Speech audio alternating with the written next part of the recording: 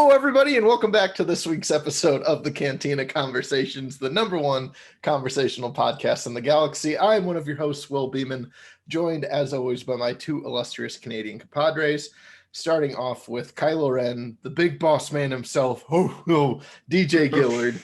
DJ, how are you? I still don't understand that reference, but I accepted it as a thing that's going to happen every week, and I don't want to learn. Actually, I'm ready to just let it happen. You know, a minimal amount of YouTube research could show you what the Rick Ross mark is. That's a lot of research. That's too much. How are you doing today, DJ? I'm doing well for the most part. You know, you surprised me here, starting so quick, so off the cuff. I was still thinking about my next chess move in this game I'm playing, but you kind of threw me off here. So you're still addicted to the chess, huh? I play at least 2 games of chess a day still. Oh, man. When I first started playing chess, I was like, "This is for ruining my life because I'm playing 4 hours a day. This is bad." And then now I'm just like, okay, a couple games of chess a day. That's fine. This is what happens when people watch The Queen's Gambit. I haven't. I didn't even watch. You haven't even watched it? You just started playing chess out of nowhere? Started playing chess, yeah. Oh, man. The D in DJ stands for dork. Am I right? Fun fact, the first interaction that me and Jackson probably had, which neither of us remember, but it probably happened, was at the Ernest Cumberland Elementary School Chess Club back when we were little children that did not know each other, but we were both there. So, like, we probably played each other, but, there's no recollection of that happening. Weird. And now look at the two of you. Yeah, I know. And, of course, we have Jackson repping his school spirit today. Jackson, how are you today? I'm okay. I've made some mistakes today. I'm gonna keep it quiet this week. Yes, no, Jackson's please speak. Notable audio disparity because he's decided to lend his mic out and not have it back in time to record. Yeah, I can't explain that one. So Light of the Jedi, good book. The end. Good show. So we do have some news that actually broke last week. Some pretty exciting news, actually, which was the announcement of Lucasfilm Games, where it kind of confirmed mumblings that had been happening over the past year, but it also expanded upon it even more so, where there were always kind of mumblings for a while that Lucasfilm was happy with the amount of money that they were making off of the EA games. Like, they weren't as disgruntled about them as people on the internet would have you to believe. So all indications were leading from the recovery of Battlefront 2 to Star Wars Squadrons, plus the $1 billion that they've made on microtransactions in the app game. All signs were heading towards plus the success of Fallen Order, of course, but it's hard to remember that that's an EA game because that one had no problems out of the gate. But yeah. All signs were looking for them renewing their deal with EA, but not only are they going to continue their partnership with Electronic Arts, but they have ended the exclusivity deal, and they've already begun expanding beyond just entertainment arts, where we've had the teaser trailer that was targeted specifically for Jackson and I from Bethesda about they're apparently working on an Indiana Jones game, and that's coming from Machine Games, who is most notable for the Wolfenstein relaunch. That we are now a video game podcast. Yeah, DJ. Exactly. Yeah, DJ finally won. I finally have convinced everyone this is the way. So we're finally getting a new Indiana Jones game. Curious what that'll end up looking like. Pretty excited for that, though. I like Indiana Jones. Do you think it will star Shia LaBeouf as Indy, or I absolutely do not think it will star Shia LaBeouf. It will not. It'll probably star what's his name? Who played Nathan Drake? Nolan North.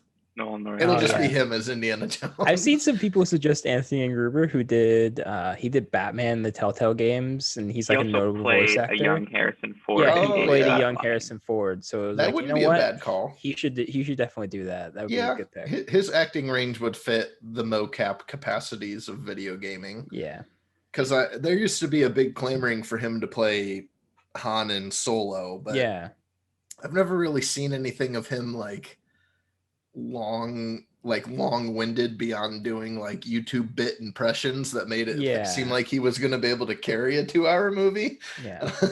But this is perfect because like he's a good voice actor. Yeah. Like so. Yeah, I think video game Indiana Jones would be much better suited for his skill set than that. Also, but, I think I said he played Batman. He played Joker. I messed that one up. I'm sorry. You got the point across though. How dare you? I know. I'm sorry. Wait, which one I thought Troy Baker was Joker? Telltale. The Telltale games. Oh, Yeah. I was thinking of the origin. Troy Baker is Batman in the Telltale games and also Joker in the Arkham series. Oh, okay. Arkham See, that's where I'm Origins. getting confused at then. Because I mean, there's only 3 voice actors in the gaming industry, yeah. So. But yeah, so that's pretty exciting to see what that game is going to end up shaping out to be. And then there was an announcement from Ubisoft that the studio behind the Division series is developing an open world Star Wars game. Massive. Which is pretty excited, because I would love to have an open world Star Wars game. The closest we've gotten to that in recent time has been Fallen Order, and that wasn't really open world. That was just large sandbox. But I would say the open world aspects of that game are the worst aspects of that game. You think so? Yeah, I'm a lot cooler on that game than you two are, though. So I wouldn't disagree with you though. Like the best part of that game is just swinging that lightsaber. You know, Star Wars. Yeah. Swinging the lightsaber around. But of course, people immediately were just like, "Oh no, Ubisoft!" crying face emoji, and I don't understand why everyone immediately panicked about it, because like Ubisoft's been kind of on a roll with their games lately, like reception wise. Like Assassin's Creed got good reviews, that terribly named Immortals game got good reviews, that's getting well received. Plus it's like Fallen Order was great, and that came out of a studio that had done nothing but Call of Duty and Titanfall. So like you can't really just be like, oh no, it's going to be the Division but Star Wars. I think there's reason to assume it's going to be the Division but Star Wars, in my opinion. Turns out the switch from first to third person sometimes isn't as hard as other studios may make it out to be. No. I don't think it'll be loaded with microtransactions and stuff anymore. I think Lucasfilm is going to put a firm foot down on that after the blowback they got from Battlefront 2. I think they're looking at this and they're like, well, we got our single player game in Fallen Order. We got kind of our cool spin-off thing in Squadrons. And I think with Battlefront kind of on the sidelines now, they're just like, here, I'm like with Destiny and like all these things becoming the biggest deal in the world. I think that's kind of what they're going for here. I think this is the developer they're going for to make their like probably bounty hunter, like just third person shooter type thing. That's what I think it's going to be. I think they'll probably tone it down, but open world online game. Yeah, which I think it's maybe not going to happen, but I think there's at least a decent possibility that the game is like an online open world kind of thing. Yeah, it'll be like you can play it single player. I assume like you can play most of the Division single player. Yeah, Division is actually pretty sick. Not gonna lie. Yeah. I've never. I like the first. I like the first one. The second one kind of threw me off a little bit with their society stuff. Anyways. Yeah. I mean, the more you think about the Division, the more you don't like it. Like when you're playing it, you're like, man, this is cool. And then the more you think about it, then the more they add on to it, you're just like, oh my God, this is terrible.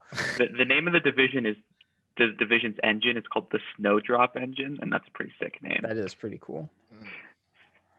I mean, I think like doing a bounty hunter type Destiny style game would work though. Yeah, I think you could have like cantinas as like the online space hubs. Yeah, where you could go in for missions and stuff. I think it's cool. I'm excited to see what that ends up being. What I'm hoping for most is that it's one city. Like I'm tired of like I get because it's Star Wars and you're like you want to jump around all the cool planets, but I'm just like, you know what, just have this game on Coruscant and have it be this thing like a Division style thing. Like that would be cool. So the cool thing though now is like all of these games are going to be like story group constrained, so that way they fit canon properly. So they can't just be like willy-nilly anything they want. They're gonna have to be something that fits a certain time period. Wouldn't that be cool though if the Ubisoft game was High Republic related? I know, I had the same thought. I was just like, what if it was High Republic? Like, and I'm just like, this is too messy. I don't know if we can do this. We could do missions with Load and Greatstorm. Yeah. High Republic would make sense though if you wanted to do a Destiny-esque like online type thing. Like obviously like your lightsaber game is Fallen Order, but we'll see.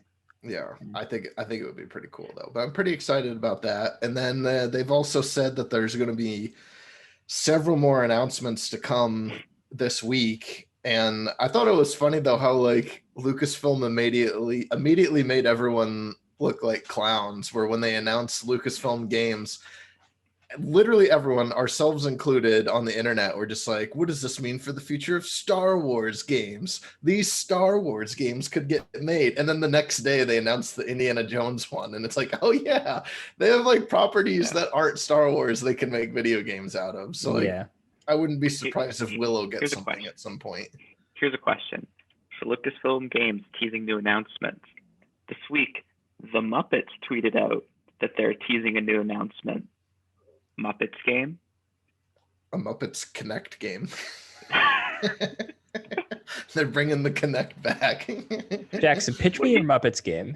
I want to know. That's a good question. I think you could build a Muppets game. I don't see it being like this like third person open world like adventure game. I think of it as like maybe you're like building the show, and it could be kind of like a simulation game in a way. Where it's kind of like The Sims in a sense, where you're like controlling like the Muppets like puppets. I'm into this. And you're putting on shows and you're like adding different elements, stuff kind of like almost like Roller Coaster Tycoon you could think of in a way. Yeah, where, like, I'm with you.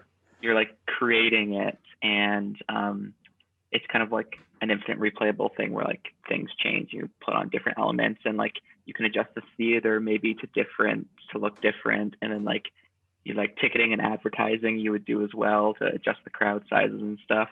And then maybe it ends and you perform at the Super Bowl. I don't know. Okay. So it's like Roller Coaster Tycoon, except you're building the Muppet Show instead of an amusement park. I'm also thinking too, whenever they do like their musical or whatever, their performance, it's like it's a Guitar Hero mini game. It's one of those. Oh yeah. Yeah. Mm-hmm. Yeah. See, every time I think of like a Muppets game, I think back to this game that was on the NES that were you're like helping Grover learn how to spell. That's what it's like a Sesame Street game. We can reference that one. It had an awesome space level though, where you're like on the surface of the moon, hopping around, gathering letters. And I used to think it was so cool. And yeah, that game was fun. I played that a lot when I was younger. I might have it actually, because my grandma. Well, searching for the Muppets game somewhere in this room. Very coincidentally, just has it apparently. Let me see if I have it. I do. Oh my god. Sesame Street 1, 2, 3. Astro Grover. That's what it was. And then there was Ernie's Magic Shapes. Yeah. Awesome. You should figure out how to stream that. That'd be good. Good game. Good game. Also with the Mickey Mouse Escape. Man. I just got a plastic grocery bag full of NES games. Shout out to Kroger, the sponsor. I know if you saw this either last week or the week before, but I retweeted there was this unfinished Sega Saturn Muppets game where it was like Kermit and Miss Piggy's Great Wedding, but a lot of the game was Kermit didn't want to get married to Miss Piggy, so he was like running away and she like chases you the entire game. It was never finished. I just think it's a funny concept. That's like their entire relationship though, is Kermit running away from it, Miss Piggy just making it happen. As you drink from your Kermit mug. Shout out to the Muppets. Yeah, shout out to the Muppets. Shout out to the Muppets. Friends of the show. They're welcome on anytime. Yeah. We gotta get Kermit on an episode, have him talk about his favorite Star Wars moments. That'd be great. They've been doing a lot of like fake like Skype call videos over quarantine and stuff. It's been good. There was one with Kermit and Fozzie. It was fun. They're available. But yeah, so they've promised more video game announcements to come though. But like, what DJ, or how hype is your meter on the video game announcements from Lucasfilm? I'm very excited. I'm very excited to see just like where they go. Like, because now like my entire life as a Star Wars fan, the possibilities have been these 5 EA studios, and I know one's definitely not going to make a Star Wars. Like, I have no limits anymore to my imagination. Anything can happen. So it's very exciting. You know, the one thing I hope is that I hope there's a wide range. I hope it's not just like, we got someone else to make a Jedi game this time. Like, I hope it's like, here's your bounty hunter game. Here's your like weird simulation thing. Here's like an indie studio taking over and making like some other weird thing. Like, I hope they get crazy with it, like they used to back in like the early 2000s when they just had tons of them. And like most of them are kind of bad, but like yeah, they're there. So they're all Jackson, what are creative. your thoughts? Yeah, for me, I'm pretty interested in this stuff. I think I agree with DJ. The obvious comparison here is like what Marvel Studios is doing with their games, where like Spider-Man is a Sony game made by Insomniac, and their Avengers game is made by Square Enix.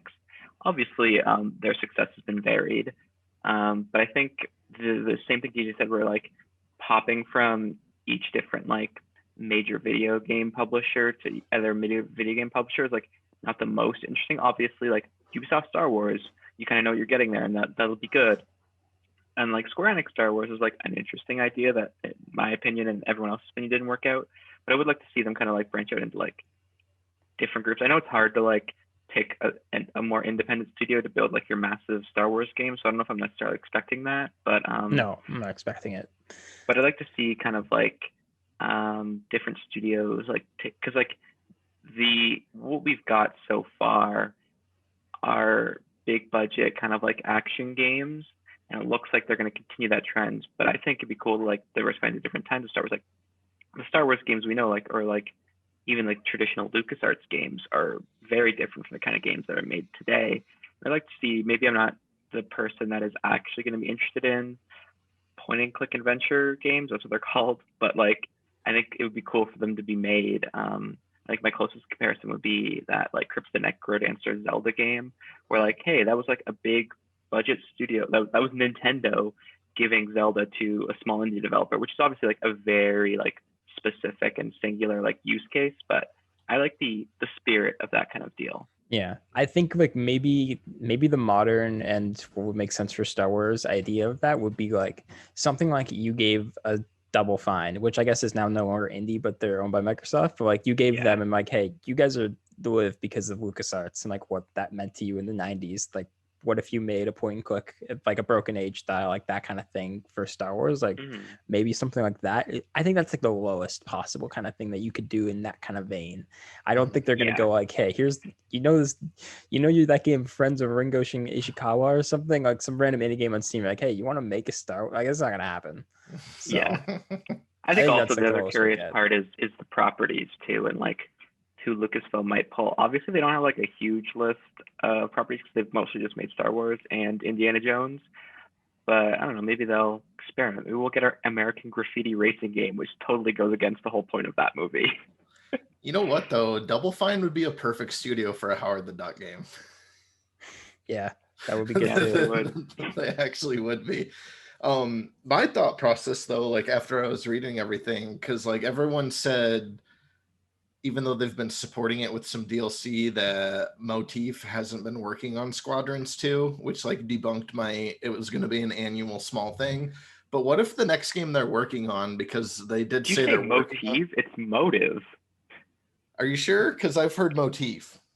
I'm pretty sure it's Motive. Oh, whatever. They're French Canadian, so you might be onto something. We might just be Americanizing it. Yeah. It's spelled literally Motive, but maybe there's like some weird thing like in like on their office building it's Motif or something because it's like a French spell. I don't know. Anyway, this is like mean about French Canadians. I apologize to all of our French Canadian listeners. Anyway, like there's like the rumors they're working on a new Star Wars game, but it's apparently not Squadrons 2. But my thought process is what if they're making a new pod racing game? I know, I was thinking about that too. We should definitely get a new pod racing game. That would be, and especially like as detailed as I got with the cockpits, where they could really get detailed with the pod racing cockpits. That would be awesome. Yeah, that's kind of like what I'm races talking and everything. That's kind of what I'm talking about, where it's like, let's diversify what a Star Wars game is, because just even off the top of my head, that Indiana Jones game and that Ubisoft game, like they kind of seem like you can kind of picture in your head what they're going to be like. Yeah, and they're like not that different from each other.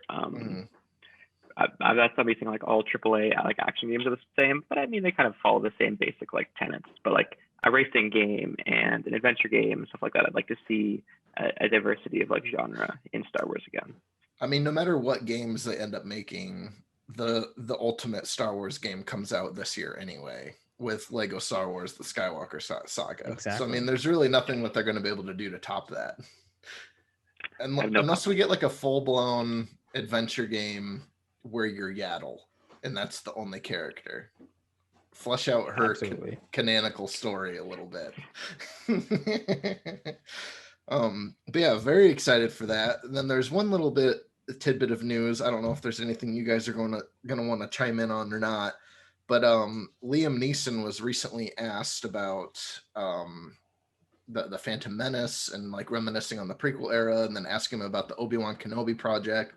And he said something along the lines of where he would love to come back as Qui-Gon Jinn for the Obi-Wan project, but he hasn't heard anything from Lucasfilm at all.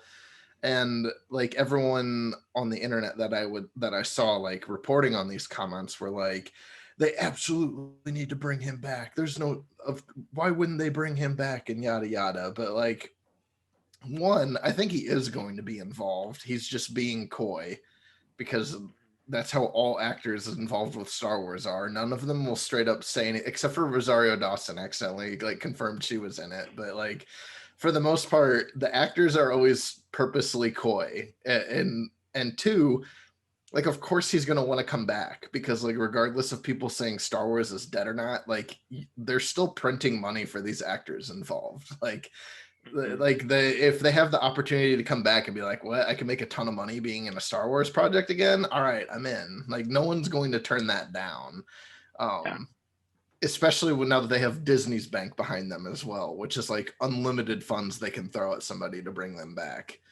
Is this the video where he showed off his lightsaber? I don't know if you watched the actual video. I just saw quotes. I didn't see a video at all. I saw a clip where he was like, here's my Qui-Gon Jinn lightsaber. And I'm like, oh, so you're a nerd. Yeah. That's cool. I think this like obviously makes sense. There's precedent for Qui-Gon's voice is in Rise of Skywalker, correct? Yes. Yeah. And he's in Clone Wars. Yeah, which is my other point. So like there's precedent for him like being involved in Obi-Wan's life, and like obviously the natural progression. I don't know if either of you read I don't know if it would have been like a teens book, but there was an Obi-Wan book I read when I was a kid. Where it takes place like after Revenge of the Sith. This is obviously like pre like Disney, and it's all about like Obi-Wan like trying to figure like himself out. But they also do a lot of flashbacks to pre Phantom Menace, as well as like Qui-Gon just like shows up as a Force ghost and basically like continues his teaching with Obi-Wan, even though he's like old and a hermit. And I always liked that kind of aspect of the story. I think that'd be a cool idea to draw on. I think it's also super obvious, so I don't feel like I'm like breaking ground or anything saying this. Yeah, like they kind of like they do tease it at the end of Revenge of the Sith, and like obviously like that was who knows what that was ever planned to be, but like there's that scene at the end of Revenge of the Sith when Yoda's like, Qui-Gon Jinn's made a call through the Force or whatever, and all this stuff, and it's just like that kind of never got addressed in Clone Wars either. Like it sort of did at the end. Because like Yoda straight 6. up says, an old friend's going to train you on something. Yeah. So like I think this is obvious. So, like, hey, you should probably do something here. This is your only opportunity you're ever gonna get to finally tie off that knot. So go for it, I think. Plus, like, even though it was addressed in the Clone Wars with the Yoda episodes, like they still need to flesh out the fact that he was the first one to figure out how to become one with the Force. Yeah. Like they still need to establish that like a little bit firmer. Like, because it's like it's basically a fan theory at this point, but like it's basically true. Yeah. But like especially if he figured something out and had to teach it to Yoda of all the Jedi. Yeah. Like they kind of need to at least establish a little bit something behind that. But I'd be stoked. Because now everyone can do it. Yeah, now everyone's just like, it's now everyone's a Force Jedi. Yeah. Easy. Or a Force Ghost. Now it's just like, oh, time to be one with the Force. Just fade away. Exactly. Especially after giving some smooches. Yeah, that happened. See, I thought you were referring to well, I guess you were, but you're referring to Leia when she just falls back. I was not expecting the smooch part right after. I was trying to parse that all in my head. I was like, when did Leia kiss anyone? I was like, oh, Well, I thank mean, you. Leia kisses Luke. She kisses She Han. kisses. She I assume she kisses. kissed a lot of Oh. people in her time. Did kiss Luke. Forgot about that. Yeah. Star Wars, Luke, am I right? Luke was all about it too. Yeah, he was into it. Go away, dog. Anyway, so that was like the little last bit of news. I'd be excited to see him come back, but I mean, even if he just comes back to some capacity with his voice, that'd be fine. But I feel like his involvement in the Obi-Wan, that they're just saving that for it to be a surprise. Like, I wouldn't even be surprised if that's not like the first episode of Obi-Wan is like him communicating with Qui-Gon. Like, that would make gonna sense have because it would something be like, with like the first episode to really kind of kick it off with a bang, I think. Yeah, it also would make sense in the sense like the rest of the season's probably gonna be like, we wanted Darth Vader, so like you do that first, you get that out of the way, and just like, here's what Obi-Wan was doing. Yeah. Ewan's getting up to the age where he would like actually be playing the proper age, isn't he? Yeah, he's like a few years younger than what Obi-Wan was supposed to be in A New Hope. Alec Guinness just looked 95. Yeah. Yeah. Like a lot of fans though are like going crazy right now though, because there was rumors it was going to start filming in January, but then Ewan said it's going to start filming in March. So like they could be doing pre-production stuff right now, because I know through scoopers that I follow that the sets are at least built. But then Ewan was caught either giving an interview or he was just like out in public and doesn't have his beard right now. So I mean, not that he can't grow one quick, like within 2 months, just because he's known for growing his beard quickly for the roles that he needs, but like apparently he was recently spotted without a beard, so everyone's like panicking. That's a big concern for me, if I'm gonna be honest. The beard better be good. But I mean that he might not even need to be filming on location right away either. They could be getting everything else done so that way he can just be in and out. Because like he actually is still actually a big movie star, so he's got like a lot of stuff going on. He's got Birds of Prey 2 to prepare for. Yeah. Everyone's excited for that movie. Look at DJ. He's stoked. Yeah, I can tell by his face. Yeah, I'm chomping at the bit for that one. He was pretty good in that movie. I like that movie. He was good. We don't have an opinion on that film though. Exactly. Yeah, we got to wait till we get there. So that's pretty much it for the news roundup. The video game news was pretty big though. It's nice to know that they're not only continuing to work with EA, but they are expanding that partnership to multiple studios now. So I did see an article. I think one of you shared it though. It was either from like Kotaku or Polygon talking about how there was like, what's that? It was Kotaku. Yeah, about how studios are starting to rely on licensed properties again. Yeah. And I kind of can see the angle there though. We're going to become very oversaturated with Star Wars games pretty quickly, I feel, which could go bad or worse. We don't know. Could be good. My last note is if anyone online again suggests that Naughty Dog make like a Indiana Jones game or a Star Wars game, why? We already got those.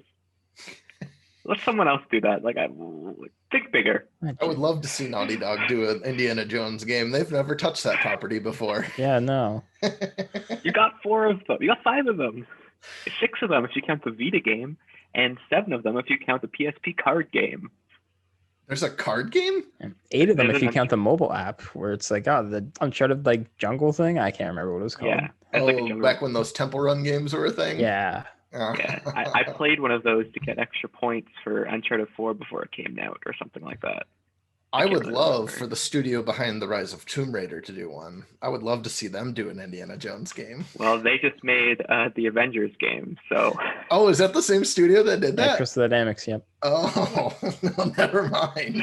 I was just going for how Tomb Raider and Indiana Jones are like the same thing. Kind of like Uncharted, but... No, Yeah. Even one of my friends that is probably one of the biggest MCU fanboys that I know. He bought the Avengers game when it came out, and then I just never heard him talk about it. So it must not be very spectacular, because he was like, I got it pre-ordered, can't wait for it to come in. And then I never heard anything. I tried so hard to play that demo for the bit, and I just couldn't even do it ironically. It was so bad. That game died, right? Like, it doesn't even have like a community anymore. No one talks about it. I don't think it's My last note on video games is an Indiana Jones video game. Do we need it? And that conversation. We don't need it because we need Wolfenstein 3 much more. See, this is why DJ's not allowed to talk about video games in this show. I mean, the last Indiana Jones video game that came out was like really, really good. So really, yeah, it came out. I can't remember the name of it, but it came out for the original Xbox, and it's on PC as well, I'm pretty sure. But it was like awesome. So if they could replicate that kind of game again, like a lot of people consider that last video game. It's something Atlantis related. I can't remember the title. Fate of Atlantis? Like, what's that? Fate of Atlantis? Maybe that sounds might familiar. Be something else. But like, people consider that to be Indy 4 versus the Kingdom of the Crystal Skull. Like, that game whipped so good. The real gamers. Yeah. The real fans. So like, that game was a lot of fun. And if they can replicate that, then I'd be all for it.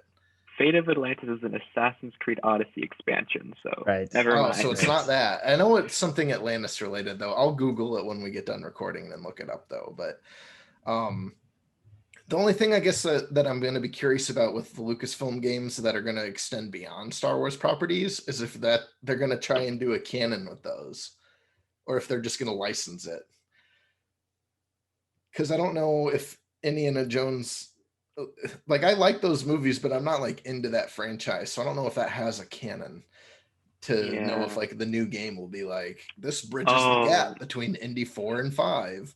I understand. For whatever reason, I thought you were referencing like all the Lucasfilm games having their own interconnected universe. No, I'm just saying like with their respective properties. Like, if a Willow game gets made, will that be in canon with the TV series being made in the movie? I feel like this game should just not be in canon. It'd be like, it's different Indiana Jones, whatever, and just do their own thing. No, I mean, I would agree. I'm just wondering if they go that approach or not, because maybe that's the precedent right now we have with Star Wars. I agree. I think people and therefore studios are too obsessed with like canon in anything that they're probably going to be canon. Even if it doesn't matter. I could see it benefiting Indy in a way, though, just because Harrison Ford is almost 80 years old, and there's no way they can continue after Indy 5 gets made. So, like, they could flush that franchise out through books and video games and get like another 20 years out of it. We'll see. I don't know. It all kind of depends on Indy 5 too. Just like, where are they taking that story and how does this intertwine with it? That's very true. It's tough. But yeah, so that's it for the video game podcast portion of the show. Ended up being pretty significant. Lots of thoughts behind there, because people do need to remember, though, before they kind of realigned and just signed with EA only, for like every good Star Wars video game we had, we were getting like 2 that weren't good. Yeah. Like, there were at least 2 Clone Wars video games that were made. And there's a Lego Clone Wars game too. Yeah, but there was one that was like a third-person platforming adventure game. It was called like Star Wars: The Clone Wars Republic of Heroes or something like that, and it was not good. I had it for the Wii, and I know I played a really cool Star Wars Republic. It was a DS like pilot game, but you played in like the Republic era. So I'm not sure what one it was. I am only remembering it in like screenshots in my mind because I was a child. I think the DS or the PSP had like a Republic soldier game.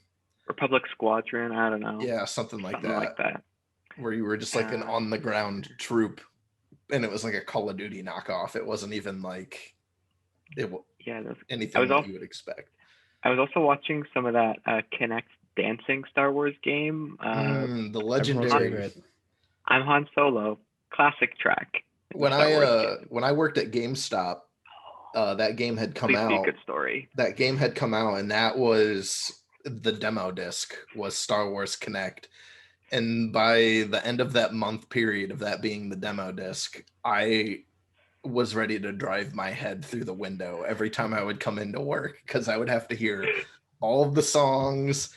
And then like kids would come in and mess with it. So then they would start the demo and then like they would play one song and be like, this is dumb, and then just leave it there.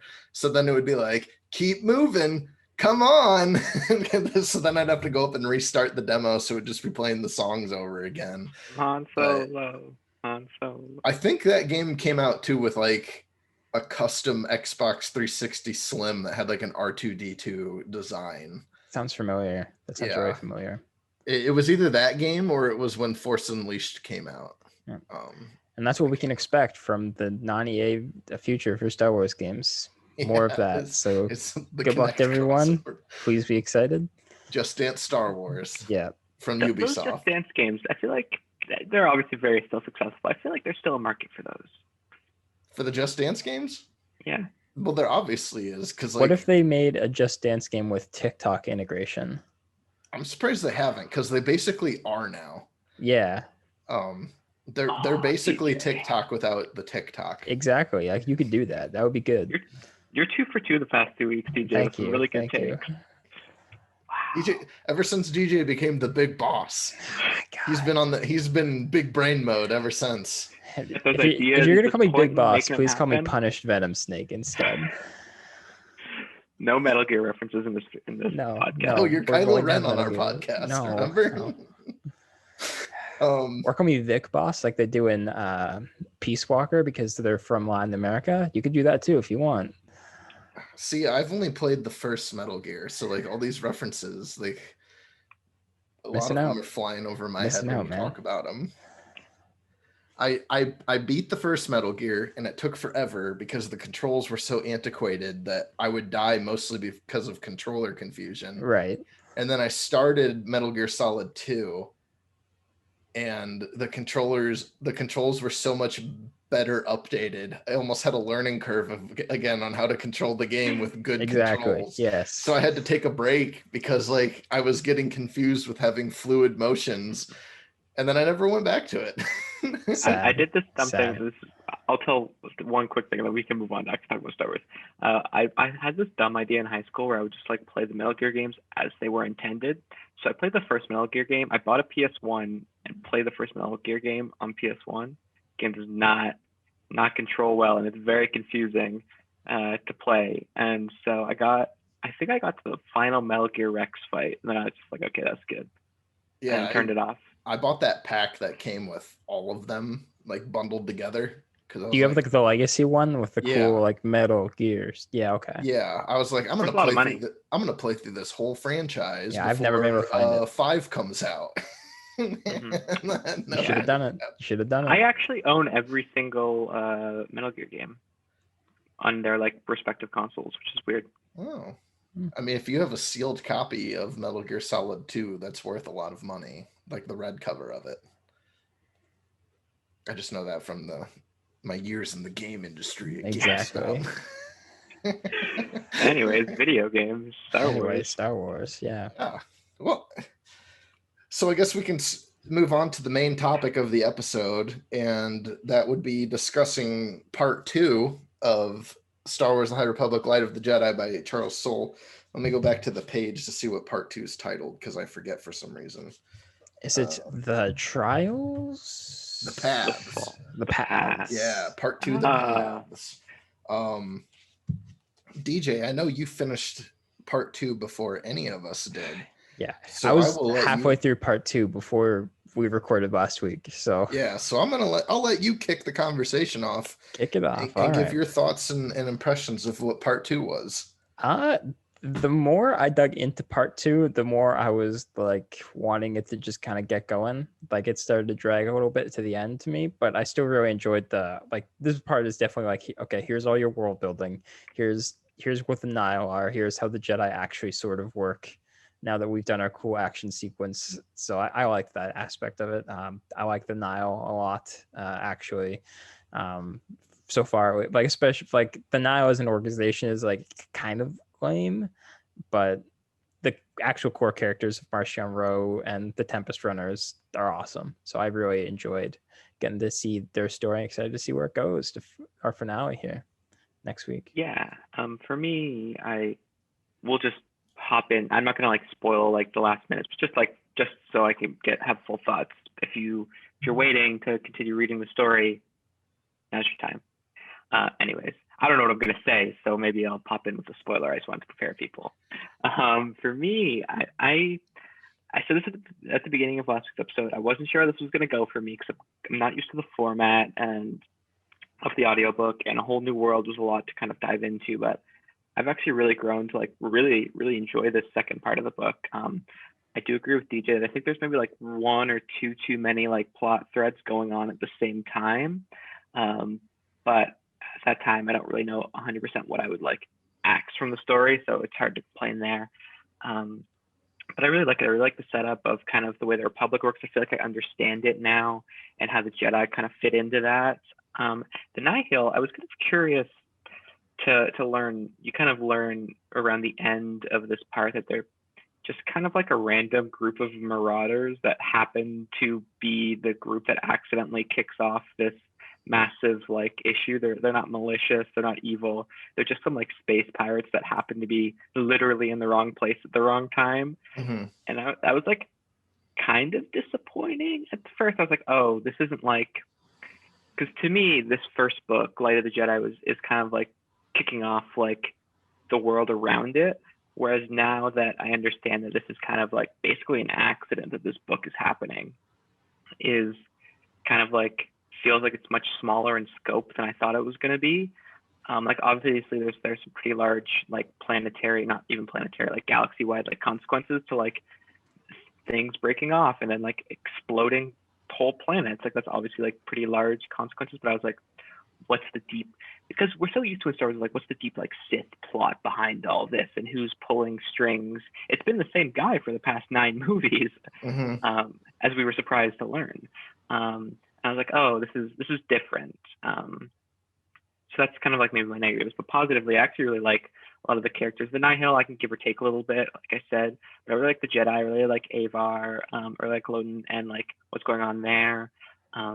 The more I thought about what you just said last week about how these are like superheroes as opposed to like soldiers and cops, the more like I can see it. Like this feels almost in a way, I said this, we were talking about this earlier this week, like a Justice League comic book in a way where like the groups are sectioned off. Like Superman has gone to like do this aspect, whereas like Wonder Woman and Batman are doing this weird investigation in the corner. If you haven't noticed, I've placed analogs to all these characters in my head. Blood and Great Storm is obviously Superman. Anyways, so like it's kind of cool. Like I find that's almost like the most accessible way for me to understand it in a way. But I also think like in general the book's really easy to follow and understand. I actually quite like the second part. I feel like they're expanding the galaxy. I was curious. I feel like they've kind of unraveled the mystery at this point of like what's been going on, and I like the way that unfolded. And I think they're really setting the stage for an interesting conclusion, even if it maybe feels a little, I don't know. At the end of this book, or at the end of this part, the Nihil are like, well, the Jedi are just going to wipe us out. So they don't seem really up for a fight. So we'll see what happens. Yeah, but here the thing about that for the Nile for me is why I kind of like it, in the sense that they kind of stumbled ass backwards into like having an important role here, and then there's the division within them that's like the Tempest Runners, specifically the what's his name, the bigger one, the typical bulky dude who's like, I'm a real man, you know. The one who like tries Kassav. to extort an entire galaxy. Yeah, Kassav. Yeah, that guy. So like it's specifically him, but like all of them are just kind of like we're just kind of like marauders, and like I like that tension with him and Martian Rowe, where Martian Rowe is like, especially because like his father started the group, like he sees everything and he's like, I actually want to become a real deal here. Like I want to do something important in the galaxy, and I like that kind of infighting of just like this random pirate group stumbled into being an important part of the galaxy's future, and now what do they do with it? Do they back off, or does this guy take it by the horns? So I like that. Yeah, it's like a morality struggle with how they should because like the only thing that sets them apart from other Marauder groups is just the fact that they figured out how to use hyperspace to their advantage. Yeah. Yeah, So, like, which I'd like to hear more about. yeah, the more they get detailed into how hyperspace works, like the more interested I am in it. But like, I think it was hilarious, the animated fan film that somebody put up on Twitter where it was Loden and Bell, where he's just like, "I believe in you," and hit him off the cliff. Pushes them off and you know what? That actually comes back in a really cool way at the end of this part, which I really enjoyed. I just think that Loden Greatstorm is such a good character. He's easily my favorite the more he's involved. Like, Avar's kind of cool, but she just seems to be the one that's like the most calm and calculated out of it. She doesn't have that High Republic ego that I was expecting all of them to really carry. Like, she's still pretty humble and level-headed. Yeah, I like Elzar Mann too, the guy that's with her. Yeah, but he's not her apprentice, right? Like, they're just contemporaries working together. There's a couple of moments in this book where it brings up the fact that like all these kind of Jedi that we have here, specifically with like the human one at least, like Avar, Stellan, and Elzar, like they all kind of grew up together. Is the implication. So, which is kind of neat. Yeah, they're like the three best friends hanging out, basically. I thought it was also interesting how in this part, it brings back the Santekas.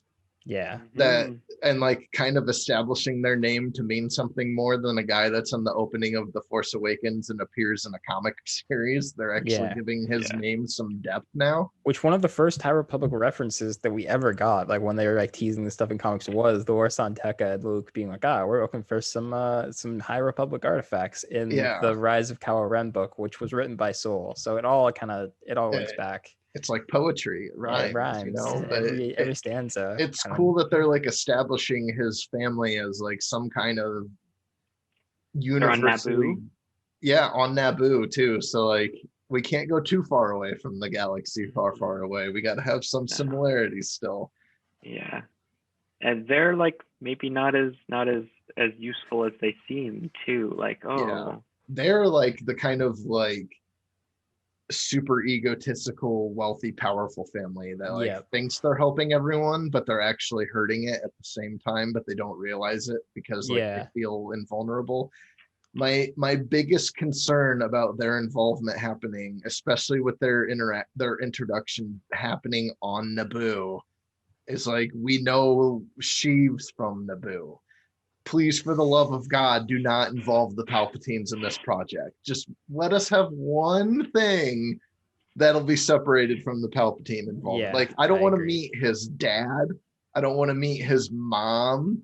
Like, let's let the Santekas be the Naboo. I think it may be not with the Santekas, but I think we might have to accept that this is the direction we're going. Considering the show is called The Acolyte. And it's like talking about the origins of the Sith, probably. Like, we're probably gonna do it. So I don't know. Maybe my timeline in my head was off, but they referenced like the Great Sith Wars. I was like, oh yeah, like that makes sense. But for some reason in my head, I thought that we would kind of be in the middle of that. No, that's Old Republic era. Like Old Republic is like thousands of years, and this is like 100. So this is like pretty in line with like the actual films when you think about it in that kind of wide scale. That's why part of my like concern was like, oh, I was looking for like the Sith plot behind this, but like as far as like all the characters now, like the Sith like are like dead at this point. Yeah. Until the end of the era when the Acolyte happens, and then I still think that's leading up to Darth Bane though, and bringing him back into the fold. But maybe, Do you think? As soon as I saw Naboo, though, I was like, please don't let Palpatine end up being in this in any way. Yeah, there's one phrase that caught me off guard multiple times, and it has me also worried about this kind of stuff. The rule of 3 in the Nile. Do we think this is where we're all going? That it's going to be rule of 2 by the end of it, and the Nile going to be somehow connected to how the Sith are born? Well, I mean, I could see them just because like they're accidentally stumbling into power because like their leader wants to have some power, but he doesn't really know how to go about it. I can't pronounce his name correctly. I don't even read it correctly. How do you say it? Marchion Ro. When you're Yeah, reading see an that. audiobook, it's very useful because you're just like, this is how the dude said it. So Oh I yeah, guess they pronounce it for you. It's Yeah. like that line that I took a screenshot of and posted that you guys didn't have that problem, but I did, where it was like Yeah. the huge, beautiful beasts. I had to reread it like 3 times to make sure I was reading beasts correctly. Yeah. but um, but like he obviously is like kind of hungry for some sort of power because he realizes the advantage the Nile has, and I don't know if it's because I just finished rewatching the Lord of the Rings franchise, but like they really remind me of like the orc forces that end up working for Sauron. So like maybe they end up like their rule of 3 becomes the rule of 2 that Bane establishes, because maybe Marsupial ends up becoming too power hungry for his own good, so he gets taken out by the end, and Bane is just like, there's only 2 from now on, not 3. And because like maybe their initial partnership agreement is like it'll be the 3 of them at the top, is like Bane, Plagueis, and Marsupial, and he doesn't want to give in, so they kill him off, and that's how his demise ends up being. That could happen for sure. Yeah, because I do think Palpatine's involvement or not, I do think this is ending up establishing the Sith as we know it from the films and the TV I series. agree. So like they do need to establish the rule of 2, which they still have left canonically Bane being the one that founds that. And like they've established he still exists by appearing in season 6 of Clone Wars as that spectral force when he appeared to Yoda. So like they still kind of have free reign with what they can do with him compared to how the legends were, where he had his own trilogy of books and everything. Yeah. Yeah. So I think that's kind of where it's going, but I'm pretty excited to see how that goes. One thought that I had written down was like how on Elfrona they established like Jedi outposts exists like throughout the galaxy and throughout the Outer Rim, especially for like they have Jedi like camped there, like doing their rounds basically, and like they have these established bases so that way Jedi can stop at them and like replenish and stuff as they're exploring these regions. And I even had thought back how like last week we were talking about how the politics of this era are supposed to be like super Kennedy era optimistic and things like that, but like these Jedi outposts are also super like how America wants to be literally Military Team America, bases and around there's the world, military yeah. bases all over the world to help keep the peace and spread out our military forces and let them have stopping point. Like all I can think about is like how like we still have active military bases like on the Korean border, in Japan, in Vietnam, like all things that would have been established around that Kennedy era politicalness, because that's to help us keep the peace and give us an outpost if we need to dispatch quickly out there. Like I literally have a friend whose husband was stationed for 2 years in Japan, so like that's a very realistic thing military wise, because the Jedi slowly become militarized in themselves throughout the era of Star Wars, which is how they end up becoming cops. And like it's a major argument in this part too, where they're talking about like taking military action. I believe like particularly in the interlude right at the end, where one of them, the Mon Calamari Jedi, argues like, hey, like we're not like military men, and some of them are like, well we could be, and some of them are like, oh well, we always have been. Right. And that's going to be an interesting dynamic to see how it kind of plays out, because like that's what I'm guessing is going to become the quote unquote downfall of the Jedi of this era, is probably their decision to become more militarily involved. Fly too close to the sun a little bit. Yeah. I'm still trying to kind of see beyond like the military comparison though, like what an establishment like real world parallel to the Jedi at this era would even be. Like I can't even think of one. Like I can't think of like an independent religious sect or something that teams up with the government to investigate things. Like no. So I guess that still is what allows the Jedi to kind of remain from becoming too on the nose of where their position in the world is. Yeah, I think it's also interesting. This is something that like you can think about a lot in the prequels of like how nebulous like the idea of the Jedi Order is. Because when someone says, "Oh yeah, there's this Jedi outpost on Elfrona, and like 5 Jedi are on it," it's like, well, how many of these are there across the galaxy, and how many Jedis are there? Are there like millions of these people all across the world? It's an interesting idea that like I think people, like when we talk about the movies like Attack of the Clones, people kind of criticize, or they're like, what are 400 Jedi doing at this battle at Geonosis? It's like, we've only known 4 different Jedis. It's interesting that they've kind of like continued that legacy of there just being like, whatever a convenient amount of Jedi in the world there is that's how many there are.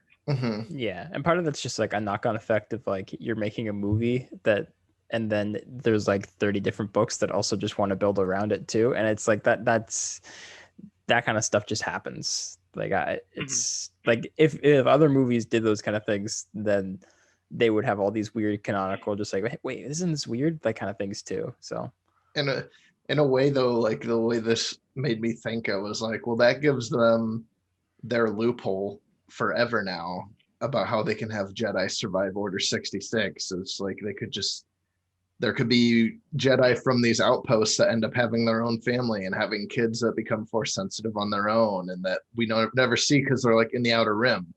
So like that could be how they end up surviving Order 66. But then also you can use that as a knock though, because then it's like, well, there's a missed opportunity to bring a new Jedi in at the end of Mandalorian instead of Luke. He could have been like, this one's been in the Outer Rim all this time doing his own thing, and now he would appear, and they could build a new character that way. But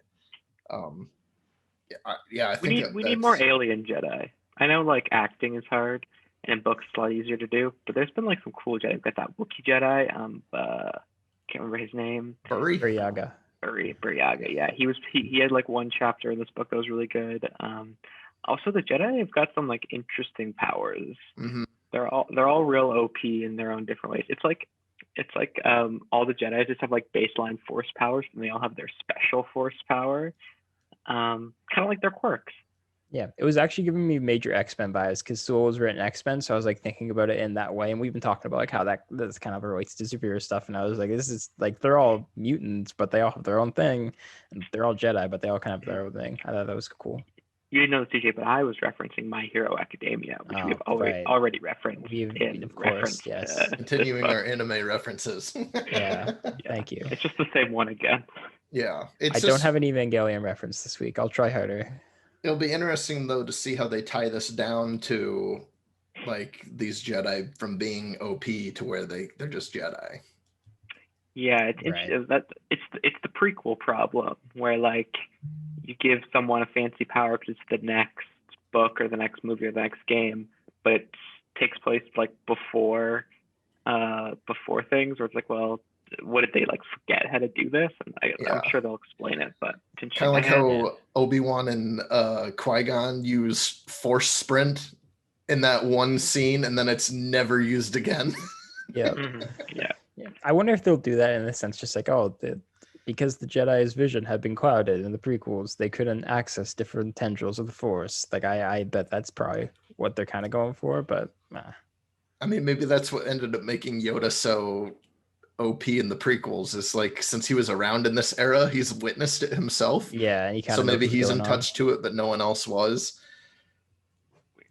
We still haven't seen Yoda at all, really, which is interesting. I don't think we will, but they really hid Yoda. Like they mentioned him again. It's like, he's off world. He's not just like off doing something. He's like stepped down from the council. Yeah. To teach some kids or something. I don't know. I can't remember. Yeah. I'm very curious where the Santeca stuff is going to go though, because that's like kind of when I'm most interested. Because I don't know if I don't even know which book this is in anymore. But I was reading some Wikipedia, as you do, and like there's some weird stuff going on with like the Santecas, and like there's like this like Church of the Force thing where that clan is like, they're not Force sensitive. Like people think Horus Santeca was not a Jedi ever. He was just like a believer in this like weird like religion for people that believe in the Force but don't have it. They're just like, I know this is real, which like I'm curious to see if we dig into that now, because it would make sense during this era where like everyone knows the Jedi is real. Like, yeah, and if this is a religion, let it actually be a religion, because like it's only a religion for the 5 guys that know how to use the Force. Like it's not a Mhm. religion for anyone else, but like it probably should be, like you would think. Yeah, it's So like I'm very curious where that kind of stuff goes and how that all comes back into light speed or Mhm. hyperspace. Sorry. well, it kind of is establishing like other denominations of the Jedi religion in a Right. way, because like there's that church, but then there's also the Guardian of the Wills that Yeah. believe in the Force through the power of the Kyber. So Mhm. like there's already like 2 different denominations of like an offshoot religion. That's the now. Catholic religion. This is the Yeah. Catholic and the yeah. Lutherans, and then Yeah. Yeah. and then I like think the main Jedi. Avar Chris think- is gonna nail her whatever the 9 rules things to the door of the Jedi Council. Everyone's gonna know. Everything's gonna change. I think my biggest question going forward, obviously this book isn't done yet, is just because I guess my mind is kind of in the framework of the Star Wars we know of like, who are the stars of this era or the stars of this story? Because it doesn't feel like it's Avar Chris necessarily, because this book is very much like an ensemble book. Mhm. But like it's pretty obvious. Like in the prequels, it's Anakin, in the sequels, it's Luke, and like that kind of crew. Like, and the issue is we're doing so many different books in the High Republic where it's hard to tell like which one takes priority. Like it's pretty clear that like this book is like the main book in the story so far, but it doesn't like really set the stage for like this is like the leader or like the star of this story. Like I feel like the Nihil get equal billing to Avar in this book. I even feel like what's going on in El Front's Loden gets pretty equal billing, especially in this part. I'm curious to see like, because I think this kind of project of theirs maybe won't succeed as well if it doesn't have like the face of the story. And even if that is Avar in marketing, like I think it's kind of got to continue in the actual books itself. I don't know if you guys know what I mean by that. I'm curious where that goes, because like I get it for this book, just because it's setting up the entire universe and what that's gonna be. But like when Rising Storm gives me no in implications that it's gonna be different, Like I feel like we might just be keeping this vibe, which I'm very curious if that ever changes at all. I think the book medium allows you to do that a little bit more, and it doesn't feel as like weird. So I might be thinking like a movie and TV show kind of frame of mind. But I don't know. What do you think, Will? Book franchises definitely set things up differently. I'm curious to see if in the third part of this book, if we end this book kind of with an idea on who the top dogs are instead of just an evil team or equal team. But I also think that could be something that's established in the next book that Kavan Scott's writing that comes out in June. And that's where the emergence could happen. Or it could also happen where we're introduced to someone in Claudia Gray's book next month. That then they become the major player. Especially since this is going to be like a multi-book, multi-year initiative. They don't really have to rush into who the last man standing is going to be, and I think that's where it's going to end up going to. We're just not there yet. I think it will be Avar, and based on like everything that happens in this book and like around it, but like there's no 100% indication of that in the book itself, aside from how she's kind of leading things at the end of part 1, and they make reference to her kind of like being the voice that speaks not the loudest, but the voice that speaks maybe the most importantly in the room near the end of this part. But yeah, you haven't seen it, like it hasn't been stated to you really that she's the star. Yeah. It's also kind of a credit to the storytelling though, because we're 300 pages into this book now, and they're still giving all of these characters equal amount of story time, and none of it's feeling wasted. Like that's in itself, that's a storytelling credit, to be honest, because that's a lot of characters that they're managing to balance heavy stories with each other on. Right. I agree. I wonder if like by the end, like we only have a little bit left in this book, but I wonder if like the final part is that moment for Avar where it's like, no, I'm above this, but we'll see what happens. Like DJ, are you like far enough into I haven't started part 3 to kind of know where it's going, and you're just being coy? Part 3. I activated was like when I finished part 2, I was just like, all right, I'll wait now. Oh, okay. So I haven't started. Yeah. Well, I mean, knock on wood. It's only I 2 followed hours. up my week of So strep with a week of a cold, so I just wasn't in the mood to read on my normal pace. But like this week, I should be able to yeah. Yeah, we don't have a finish ton part. left in the book. Yeah, there's not much left, and I'll finish that test of courage this week Yeah. too. I'll finally get on that because I know I that'll heard only mixed. take me a couple days to read. I'll probably read the comic too and see what's going on. Yeah. I got that Claudia Gray book pre-ordered on Audible, so I guess I'm still listening to the High Republic. Yeah. I don't know. I don't have any idea what that book's about. So I don't either. I'm kind of preferencing to stay blind on everything because I kind of like being surprised as I've been going along, to be honest. Yeah. Like I'm not even reading spoiler threads outside of our own conversations. I've seen some rough stuff, but or not rough, but like some stuff around the edges, you know, just like, this thing. And I'm like, I kind of wish I didn't know that we're kind of going in that direction. Nothing specific, obviously, but yeah. I think the tone of part 2 though was a little bit different than part 1. It doesn't have. Yeah. I'm definitely not up on hype mountain as I was at the end of part 1, but I'm still like really digging the story and interesting to see how this ends up playing out. Yeah, I think it's interesting. I don't know if it's a good thing or a bad thing, but I still like don't really know where we're going to end up here, and then like how it is a catalyst for how we move forward. So I'm curious. I don't know if I'm happy that I don't know what's going on yet, but I'm curious. It'll be interesting once DJ starts reading the comics though to see how important those are going to come into play, because it doesn't sound like it is. I'm waiting for his word to know if I need to read the comics with the books or not. Yeah. People keep like posting pages of the comic online, and it's just the only page I've seen is them at the end being like, "Hooray for the Jedi!" Yeah. That meme that you made on our post last week was even funnier when part 2 starts out, where they're just like, 20 million lives lost wasn't as much as it could have been, but it was better. And then it's like, we saved the city. Yeah. But yeah, so I guess there's really no like, what are your final impressions of part 2 that we need to give, because we're kind of in it now. We're just in the home stretch here for part 3. So we'll wrap up the conversation on Light of the Jedi next week. We'll also talk about the Test of Courage book. DJ will talk about the comics that he's been reading. Jackson will talk about something interesting he's been doing as well. And that's what next week's episode will be about. Who knows what Jackson will be doing interesting, but he can tell us. Yeah, I guess so. Nothing. Your interesting thing can be getting your microphone back. Yeah, that would be. You can give us a 10-minute spiel about how you had to go to your brother's place and figure this all out. I'm gonna make him come here. Yeah. So everyone, make sure you at Palmer Wells and let him know to give the microphone back. Exactly. I don't even know if that's his Twitter at, but no, it's definitely his name. Oh yeah. Okay, so that'll pretty much wrap it up for this week's episode, though. But if you're still reading the Light of the Jedi, if you finished it, if you're still making progress along with the show with us, what are your thoughts so far? Reach out to us on Twitter at Cantina Convo.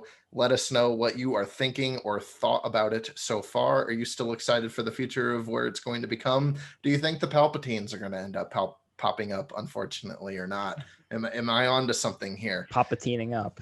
Yeah, Palpatining up. But DJ, where can the good people find you at on Twitter? You can find me making more puns, so I probably won't, but at DJ_Gillard on Twitter. And Jackson, where can they find you at? Catch me at Jackson WS Twitter. Also, I don't know when it's going up, but I guest starred on friend of the show, Christian Marcaz, I can't pronounce his last name, Large Popcorn Pod. I think it's going up either next week or the week before. We talk about continued conversations on that. He says nice things about it, so go support him as well. Well, what'd you talk about on that episode? We talked about our Letterboxd 4, or like the 4 movies put atop Letterboxd. We talked about some other news stuff. Okay. Yeah, keep an eye out for that. I think it's going up either next week or the week after. Okay. Well, we'll make sure to retweet that from the official show account, so that way people can keep an eye on it. I like listening to Jackson talk movies, so that should be a good time. Maybe there'll be more memes on that on our account soon. I don't know. We'll see. Yeah, I get bored. I get bored sometimes. Social media handler has been way better at it than I have been. So, a lot of good things going up on there. You can find me on Twitter. I've changed my @ finally. I'm no longer at Papa Star Wars. I am now at WO Beeman. WO. Yeah. What's your middle name? Oliver? No, it's Otis. Otis. Oh, yeah. Interesting. I like Yeah. it. I Yeah. didn't know that. So That's good. yeah, Oh, wait, so we have the that's- same Twitter format. 'Cause mine's Jackson W Wells, and my middle name's W. Oh, well, mine's W.O. Beeman. I didn't Oh. put the full Will in, but I yeah. had to change So it again to match Jackson. yeah, I'm gonna have to change it to Will O. Beeman. That way we can Will match Beeman. better. But yeah, you can find me on there on Twitter that way now instead of Papa Star Wars. I've decided to put that one to. It just doesn't make sense when I've been tweeting a lot more about non-Star Wars stuff, and when it gets retweeted and it's like, oh, there's Papa Star Wars talking about lacrosse.